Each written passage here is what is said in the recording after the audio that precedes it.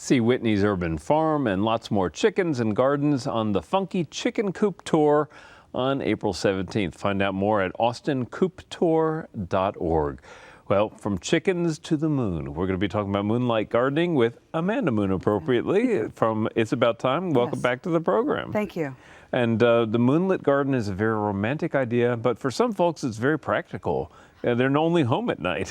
Exactly. I think it's a wonderful way to just be able to come out to your porch and relax in the evening. Yeah, and when we talk about moonlit gardening, we're talking about plants that can really be enjoyed in the relative darkness of the moonlight. Exactly, either from the moon catching the whites of the flowers or the silver of the leaves, or even just the fragrance that's released at night by so many of these. Yeah, and there are a lot of things that the fragrance really is only telling at night, so it's really cool. Now, we're going to be talking about a variety of plants, and the first one is commonly used landscape plant, but I didn't know the ghostly association with it. It's soft yucca. Yes. Commonly used, like I said. All over the place. Yeah. Wonderful xeric plant that we use, and it's also known as ghost in the graveyard. Okay. And the reason is because they used it as a plant in cemeteries because it was so hardy and so drought resistant. And then the flowers, as they bloom and spike in the darkness, when the moon catches them, they appear to dance in the moonlight like an orb or a spirit. I love that kind of poetic metaphor there. And this is a great garden plant for any situation. It doesn't have to be a graveyard. Exactly. Extremely heat tolerant, but it's not as spiky as some of the other yuccas. So it's a little safer to grow. It's a little safer. You could cut yourself on it if you run your hand along the edges, but it's not going to leave a lot of puncture wounds. Exactly, not too bad. Right. Anyway, terrific plant, beautiful blooms, and I bet it's pollinated by moths or some other kind of nocturnal. And a lot of them are. A lot of them are. Yeah. Moths and bats. In cool. The different flowers that bloom at night. Right. Well, right behind that, we have a group of winter whites. Yes. We don't snow very often here in Central Texas, but we can have that beautiful, cool appeal during the wintertime with plants. Well, that's right. And this is an example of what you can do even if you just have a porch or a patio, someplace small that you'd like to enjoy in the evening. And something you can combine would be cyclamen, dusty miller, and alyssum. Sweet alyssum has amazing fragrance at night. Very powerful. And all of them are easy to grow with just the tip that you don't overwater. Even if you want to mix a little sand and granite into the soil, just to make sure you've got good drainage. Right, and you know, I think that's a very important tip for a lot of plants we're going to be talking about. The only way you really can kill for a lot of these plants is too much love. Too much love, right.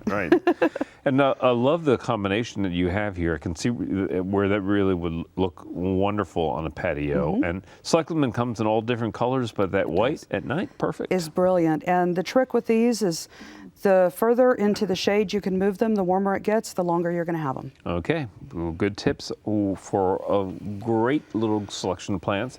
We're going to move up here and talk about some plants that you brought in seed or bulb form. Yes. And there are a lot of plants that are available this way, but some of the easiest, and I think fun to grow for families. And least expensive. Right. Moonflower, for example, morning glory relative. Yes. And just a white flower form. Well, for me, it's fantastic. Even if you mix it on your fence, you've got some morning glories that you can enjoy during the day. Then you've got the moonflowers, that those beautiful white trumpet flowers open at night and just cover the vine. Right. Something that we've done in a container or on a fence. Well, and mix them with one of those blue morning glories. Absolutely. It looks stunning, right? And then in the center, you have Hymenocallis. Yes. And this, I love this plant. And they're super easy to grow. They get large. Big strap-like leaves. They will try to naturalize a little bit in our location. What's nice about them is they actually have a fragrance, but you don't start to notice it till evening. When the sun starts to go down, gets to cool off a little bit, that's when you get your fragrance. Big, spectacular white flowers. People sometimes call them spider lilies just because of the form. They're an heirloom plant that have been around a long time. And a terrific plant for kind of a wet corner of the garden. Yes, exactly. 4 o'clocks. First garden plant I recall growing up as a child, my grandmother grew them behind our homes, and she told us, you'll know it's 4 o'clock when they're blooming outside, and we would wait for them. I inherited one actually in another pot. I didn't think that I was getting one, and there it comes, and there it blooms. And they can weed themselves, but it also makes them very hardy. It makes them very sturdy. And I've got mine growing in the corner of a yard where they can do whatever they like, and I can enjoy that just fluorescent pink in the dead of summer. Yeah, well, they're, again, a variety of different color forms, but a terrific fun plant. And again, one great that for kids. That's what I was going to say. It's just, I really recommend them for families with young children. They're a lot of fun. Now, everybody knows airplane plant. And I don't know if we've talked about airplane plant on the show in 30 years, but you brought one along. I did. And I could see this glowing at night. Well, you know what? We have a lot of new gardeners. We've got a lot of apartment dwellers.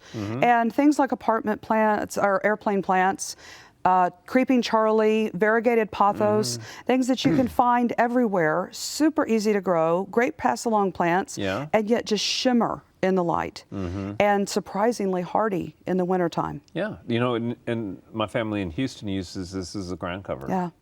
We've actually got the green one that's been in the ground here in Round Rock for 10 years. Yeah, well, we'll see how they fared this winter. But they were still green. I checked on them. Good. Well, the variegated form, absolutely stunning in the night.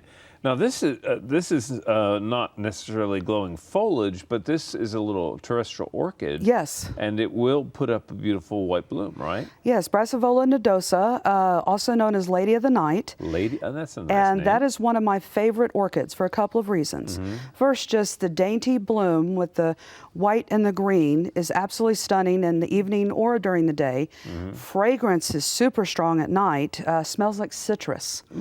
But at the same time, this orchid is tough as nails. I have done things that we won't speak of to these orchids and their crosses, and yet they're still blooming for me this year. And they bloom in the winter, typically January, February. All right. We will not call the Society for Prevention of Cruelty to Plants. No. But tell me the name again. It's a great for a beginner. The common name for this Brassavola nodosa. And the common name is? Lady of the Night. Lady of the Night. Well, sounds terrific. You brought along a couple of cuttings as well. Yes.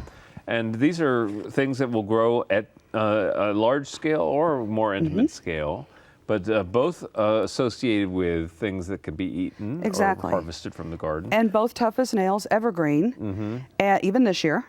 And one of them is Mission Olive. Yeah. And these have actually been grown in Texas for a long time. They get big, so it's a go big or go home for a shrub, and yet they're just going to shimmer because of their gray foliage. Right. And then the fuzziness of the leaves for the sage is another one that just reflects that light. So I think we can see the sage a little bit better this way, but down below, and this is a plant, you know, I often have to look at it and see it looks very much like Jerusalem sage as well. But this is the fuzziness, culinary. the culinary, and there's just something about the foliage on these. It's so beautiful. Yeah, I can see these shimmering in the moonlight with the silvery tones. And we have more herbs that you've brought. There's a curry plant and artemisia, and there's another one I can't quite see. There's actually a variegated thyme, a silver thyme down there. All different versions of silver herbs that you could plant. They're evergreen. They like dry feet. So like the cool season annuals, we want to keep them in kind of a rosemary type condition. And they're going to be green for you year round. Yeah. And of course, right next to them, one of the most popular ground covers right now in Texas, silver ponyfoot. Yes, that along with woolly stomodia, you see everywhere. They're fantastic, heat tolerant, drought tolerant, but they also can be done in containers. Right. So terrific plants. We always love it when you come on board, Amanda. Thank you so much for having coming. Me back. Oh, it's a pleasure. And I hope that some folks will be encouraged now to get outdoors in the night. And in the summertime, that's not a bad idea here in Texas. No, it's not. All right. Thanks again for being here. Coming up next is Daphne.